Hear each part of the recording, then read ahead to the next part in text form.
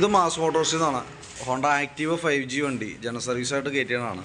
സർവീസിൻ്റെ ഭാഗമായിട്ട് നമ്മൾ അതിൻ്റെ എയർ ഫിൽറ്റർ ക്ലച്ചിൻ്റെ ഭാഗത്ത് നമ്മൾ ചെക്ക് ചെയ്യാൻ വേണ്ടി അയച്ചിട്ടുണ്ട്. അതേപോലെ തന്നെ നമുക്ക് ബാക്ക് ബ്രേക്കിൻ്റെ ഭാഗത്ത് നോക്കുന്ന സമയത്തുണ്ടല്ലോ, ബ്രേക്ക് അഡ്ജസ്റ്റിങ് മാക്സിമത്തിലേക്ക് ആയി തുടങ്ങിയിട്ടുണ്ട്. ഇവിടെ നോക്കുമ്പോൾ നമുക്ക് ബ്രേക്ക് അഡ്ജസ്റ്റ് ചെയ്യാനുള്ള പോലെ തോന്നുന്നുണ്ട്. അത് നമുക്ക് കേബിൾ ഇവിടെ വലിഞ്ഞ് നിൽക്കുന്നുണ്ടോ, അപ്പോൾ അതുകൊണ്ടാണ് ആ പ്രോബ്ലം വന്നേക്കുന്നത്.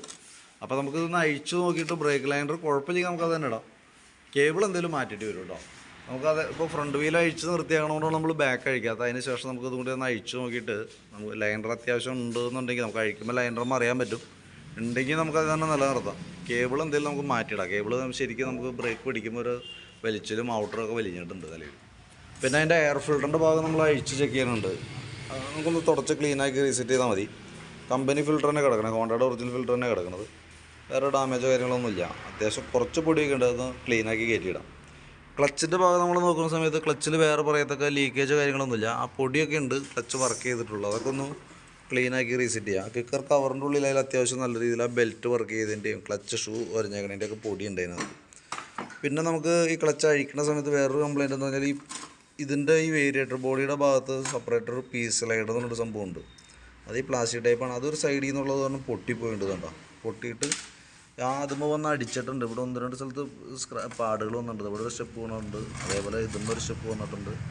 അത് നമുക്ക് തൽക്കാലത്തേക്ക് നമുക്ക് വേരിയേറ്റർ ബോഡി നമുക്ക് മാറ്റണ്ട, ഈ പീസ് സ്ലൈഡ് നമുക്ക് മാറ്റിയിട്ട് റീസെറ്റ് ചെയ്യാം. അപ്പോൾ നമുക്കത് പ്രോബ്ലം സോൾവ് ആയിക്കോളും കേട്ടോ. പിന്നെ അതിൻ്റെ ഈ പറഞ്ഞ രീതിയിൽ അതിൻ്റെ ബെൻഡെക്സിൻ്റെ പെർഫോമൻസൊക്കെ നമ്മൾ ചെക്ക് ചെയ്ത് നോക്കുന്നുണ്ട്. ബെൻഡെക്സൊക്കെ ഓക്കെയാണ്, നല്ല പ്രശ്നമൊന്നുമില്ല, നല്ല രീതിയിൽ വർക്ക് ചെയ്യുന്നുണ്ട്. ക്ലച്ച് ഷൂ തന്നെ ക്ലച്ച് വെയിറ്റ് ആ മെയിനായിട്ട് തന്നെ പുള്ളി വീല് തന്നെയാണ്. അതിൻ്റെ പെർഫോമൻസ് നമ്മൾ ചെക്ക് ചെയ്യുമ്പോൾ ഓക്കെയാണ്, നല്ല പ്രോബ്ലം ഒന്നുമില്ല. പിന്നെ ഈ ഭാഗത്തേക്ക് വരുമ്പോഴത്തേക്ക് നമുക്ക് എൻ്റെ എഞ്ചിൻ ഹെഡിൻ്റെ ഭാഗത്ത് പറയത്തൊക്കെ വേറെ ലീക്കേജ് കാര്യങ്ങളൊന്നുമില്ല. ചോക്ക് കേബിൾ നമ്മൾ വർക്ക് ചെയ്യണമെന്നൊക്കെ നോക്കുന്നുണ്ട്. അത്യാവശ്യം വർക്കിങ് കുഴപ്പമൊന്നുമില്ല, ടൈറ്റോ കാര്യങ്ങളൊന്നുമില്ല. ആക്സിലേറ്റർ കേബിളായാലും ചെറിയതായിട്ടൊരു ഔട്ടർ വലിച്ചിട്ട് തുടങ്ങിയിട്ടുണ്ട്. തൽക്കാലം നമുക്കൊന്നും ചെയ്യേണ്ട, അതങ്ങനെ തന്നെ നിലനിർത്താം. ഫ്രണ്ട് ഭാഗത്തേക്ക് വരുമ്പോഴത്തേക്കും ഫ്രണ്ട് സസ്പെൻഷൻ നമുക്ക് ലിങ്ക് ടൈപ്പ് സസ്പെൻഷൻ വരാം. അപ്പോൾ അത് നമ്മളൊന്ന് കൂട്ടത്തേക്കൂടെ ഒന്ന് അഴിച്ച് ഗ്രീസ് ചെയ്യുന്നുണ്ട്.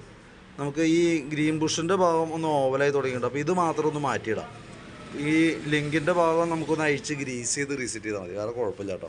ഫ്രണ്ട് ബ്രേക്ക് ലൈനർ ആയാലും വേറെ പ്രശ്നമൊന്നുമില്ല, ക്ലീനാക്കി ഇട്ടാൽ മതി. ടയറിൻ്റെ കണ്ടീഷനും അത്യാവശ്യം നല്ല ടയറാണ് കിടക്കണേ. നമുക്കതിപ്പോൾ കിടക്കുന്നത് TVSൻ്റെ ടയറാണ്, വേറെ കുഴപ്പമൊന്നുമില്ല, നല്ല ടയർ കിടക്കണം കേട്ടോ. പിന്നെ അതേപോലെ ബാറ്ററിയുടെ കണ്ടീഷൻ കൂടി നമ്മളൊന്ന് ചെക്ക് ചെയ്ത് വിടുന്നുണ്ട്. 2022 മോഡൽ ബാറ്ററിയാണ് നമുക്കിത് ഇരിക്കണേ. ആമറോണിൻ്റെ ബാറ്ററിയാണ്. 2022 എന്ന് പറയുമ്പോഴത്തേക്കും 2 വർഷം പഴക്കമായിട്ടുണ്ട്. നമ്മളതിൻ്റെ വോൾട്ട് ചെക്ക് ചെയ്യുന്ന സമയത്ത് 12.92 വോൾട്ട് നമുക്ക് കിട്ടുന്നുണ്ട്. അപ്പോൾ നമ്മൾ ബാറ്ററി ടെസ്റ്റിലേക്ക് കൊടുത്തിട്ടുണ്ട്. ടെസ്റ്റിലേക്ക് കൊടുക്കുമ്പോൾ ഇതിനകത്ത് നിലവിൽ ഓക്കെ ആയിട്ട് കാണിക്കണേ. ബാറ്ററിക്ക് വേറെ ഡാമേജോ കാര്യങ്ങളൊന്നുമില്ല. പിന്നെ അതേപോലെ നമുക്ക് അതിൻ്റെ ഈ ഭാഗത്തേക്ക് വരുമ്പോഴത്തേക്കും സ്പാർക്ക് പ്ലഗിൻ്റെ ഭാഗം കൂടി നമ്മളൊന്ന് അഴിച്ച് ചെക്ക് ചെയ്യാനുണ്ട്. പ്ലഗും പുതിയ പ്ലഗാണ് കിടക്കണേ. എന്നാൽ കാര്യമായിട്ടുള്ള പ്രോബ്ലമോ കാര്യങ്ങളൊന്നുമില്ല. കാരണം നമുക്ക് അതിൻ്റെ ഈ ഡിപ്പ് നോക്കിക്കഴിഞ്ഞാൽ അറിയാം, അതിനകത്ത് കാര്യമായിട്ടുള്ള കാർബണിൻ്റെ പ്രശ്നമില്ല. കളർ ചേഞ്ച് നല്ല ഗോൾഡൻ കളറിലൊക്കെ നിൽക്കണേ. അത്യാവശ്യം മൈലേജ് കാര്യങ്ങളൊക്കെ ഉണ്ട്, അത് തീരെ മൈലേജ് കുറവ് കാര്യങ്ങളൊന്നുമില്ല. പിന്നെ അതേപോലെ തന്നെ എൻജിൻ ഓയിൽ മാറുന്നുണ്ട് അതിനകത്ത്. പിന്നെ ജോബ് കാർഡിൽ കാർബറേറ്റർ ചെക്കപ്പ് എന്ന് പറഞ്ഞ് എഴുതിയിട്ടുണ്ട്. അത് നമുക്ക് പ്രത്യക്ഷത്തിൽ ഓടിച്ചു നോക്കുമ്പോൾ വേറെ പറയത്തക്ക ഒരു കംപ്ലയിൻ്റ് ഒന്നും നമുക്ക് തോന്നിയില്ലായിരുന്നു. മിസ്സിങ്ങിൻ്റെ പ്രശ്നം അങ്ങനെ വേറെ പ്രശ്നങ്ങളൊന്നും കിട്ടിയില്ലായിരുന്നു. നിലവിൽ കാർബറേറ്റർ വേറെ ഇപ്പോൾ നമ്മളിപ്പോൾ അഴിച്ച് ചെക്ക് ചെയ്യാന്ന് പറഞ്ഞാൽ അഴിച്ച് കഴിഞ്ഞാൽ പിന്നെ ക്ലീൻ ചെയ്ത് കയറ്റാൻ കിട്ടി വരും. അതെന്താണ് ഉദ്ദേശിച്ചത് മനസ്സിലായില്ല. അപ്പോൾ ജസ്റ്റ് ഞാനത് വീഡിയോ ഒന്ന് അയച്ചുതരാം, അതിന് ശേഷം ഒന്ന് കോൺടാക്ട് ചെയ്യാം കേട്ടോ. അത് നോക്കുമ്പോൾ ഒന്ന് പറഞ്ഞാൽ മതി എന്തുകൊണ്ടാണ് അങ്ങനെ ചെക്ക് ചെയ്യാൻ പറഞ്ഞാൽ അതിൻ്റെ കംപ്ലയിൻറ്റ്സ് എന്തെങ്കിലും കിട്ടിയിട്ടാണോ എന്നുള്ളത് നോക്കിയിട്ടൊന്ന് പറയാം. അപ്പോൾ അതനുസരിച്ച് നമുക്ക് ഡീറ്റെയിൽ ആയിട്ടൊന്ന് ചെക്ക് ചെയ്ത് നോക്കാം.